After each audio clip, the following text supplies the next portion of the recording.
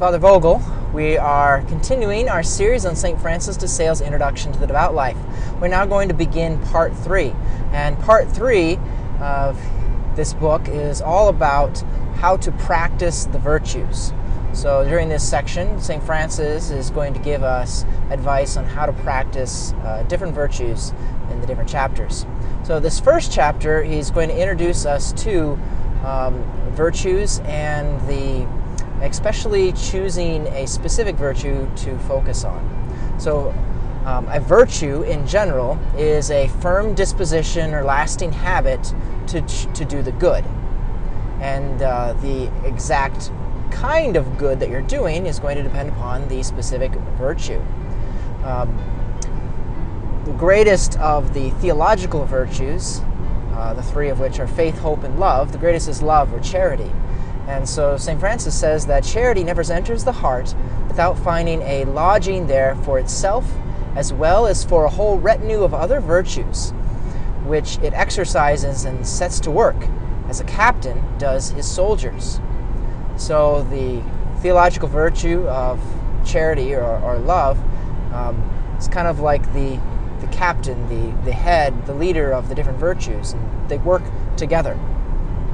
So he also uses a quote from the first psalm. The just man is like a tree planted near running waters that bears fruit in due season. So he says, for charity waters the soul and produces in it virtuous deeds, each in its proper season.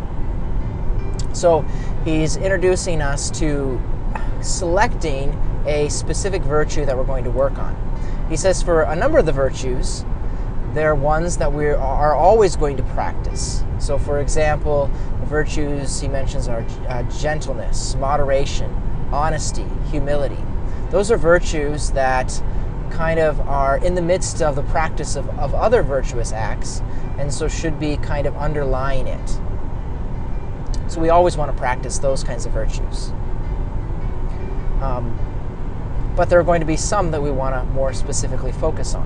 And in choosing which virtue or virtues we should focus on in our life, he says that we should prefer the virtues that correspond most with our duties rather than simply our tastes. So for example, we might find one virtue very easy for us to do, but there might be other virtues that might be more difficult that we need to build up that would be very useful for our specific state in life. So for example, the apostles, when they discovered that they desired to help care for the poor, but they found that if they spent all their time doing that, they would have no time to also spread the good news of the gospel.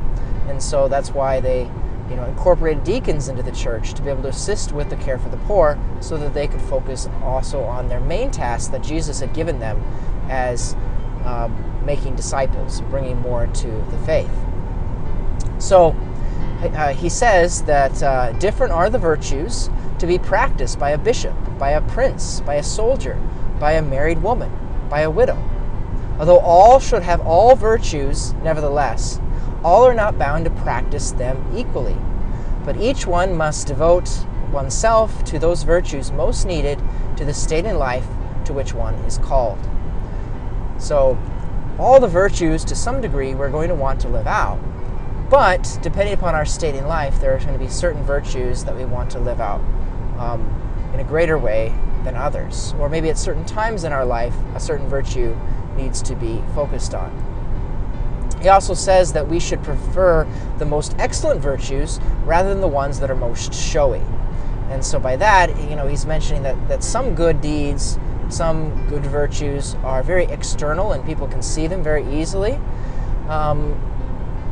But we shouldn't want to practice those virtues for the mere fact of other people can see us. So we want the more excellent ones, which are oftentimes not as visible.